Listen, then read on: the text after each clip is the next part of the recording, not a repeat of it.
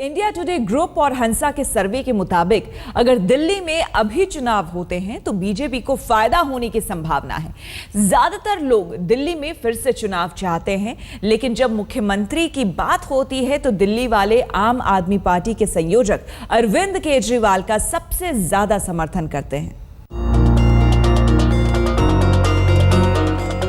अगर अभी चुनाव हुए तो दिल्ली में बीजेपी की बल्ले बल्ले है।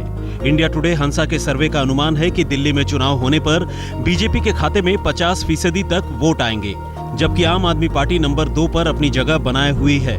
आप 41% वोट लेकर बीजेपी को चुनौती दे रही है। वहीं 15 साल दिल्ली पर राज करने वाली कांग्रेस को महज 4% वोट ही मिल रहे हैं। दिल्ली में सरकार किसकी बनेगी, इस पर भले ही राजनीतिक दलों में माथापच्ची जारी हो, लेकिन सर्वे के मुताबिक दिल्ली की 47% जनता फिर से चुनाव कराने के पक्ष में है, जबकि 34% लोग चुनाव नहीं कराना चाहते हैं। दिल्ली की जनता की माने तो 42% लोग दिल्ली में कमल खिलते हुए देखना चाहते हैं। ट्रेंड स्पष्ट दिखा रहा है कि जनादेश हमारे ही पक्ष में है। जैसा कि कल हमारे राष्ट्रीय अध्यक्ष ने कहा था, जनादेश हमारे पक्ष में था और आज भी दिखाई पड़ रहा है। हमारा फॉर्मूला बिल्कुल स्पष्ट है। अपने संवैधानिक अधिकारों के अनुसार उपराज्यपाल जब अपना स्टैंड क्लियर करेंगे, तदनुसार भारतीय जनता पार्टी उसको रिस्पॉन्ड करेगी। हम न चुनाव में जाने से घबरा रहे हैं, न सरकार बनाने से घबरा रहे हैं। जो जैसी परिस्थिति का अपना संवैधानिक स्टैंड लेफ्टिनेंट गवर्नर का होगा, भारतीय जनता पार्टी उसके अनुरूप अपनी राजनीतिक रणनीति का उसी समय खुलासा करेगी। इन लोगों की राय है कि उपराज्यपाल को दिल्ली में सरकार बनाने के लिए बीजेपी को न्योता देना चाहिए। दिल्ली में सरकार बनाने के लिए बीजेपी पर खरीद फरोख्त का आरोप लगाने वाली आम आदमी पार्टी की स्टिंग को भी बहुमत से चुनौती मिल रही है।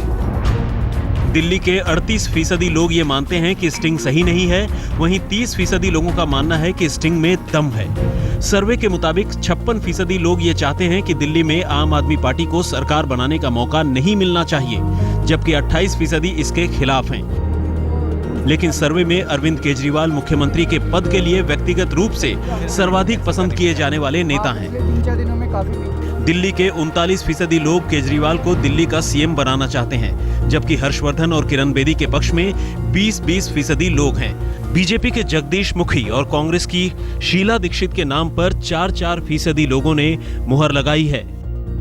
पहले तो एलजी साहब को ये देखना चाहिए कि भाई जिस पार्टी ने 32 विधायकों पे सरकार नहीं बनाई, वो 29 पे कैसे बनाएंगे। चलो उसमें भी हो सकता है एलजी साहब को लगे कि कुछ हो सकता है, गणित आ सकता है सामने, लेकिन जब 28 विधायकों वाली एक पार्टी बार बार कह रही है जाके कि साहब हमारे विधायकों को धमकाया जा रहा है, हमारे विधायकों को ऑफर दिया जा रहा है, तो जाहिर सी बात है और विधायकों को भी पोचिंग करने की कोशिश की जा रही होगी। तो उसके बावजूद एलजी साहब को फिर ये संज्ञान में लेना चाहिए। 28 विधायक हैं, कोई राह चलते आदमी तो जाके कह नहीं रहे कि साहब हॉर्स ट्रेडिंग हो रही है, वो खुद अपनी घटनाएं बता रहे हैं। अब हमने सबूत भी दे दिया, तो इसके बाद तो एलजी साहब को अपनी राय बदलनी ही चाहिए और बदलनी होगी।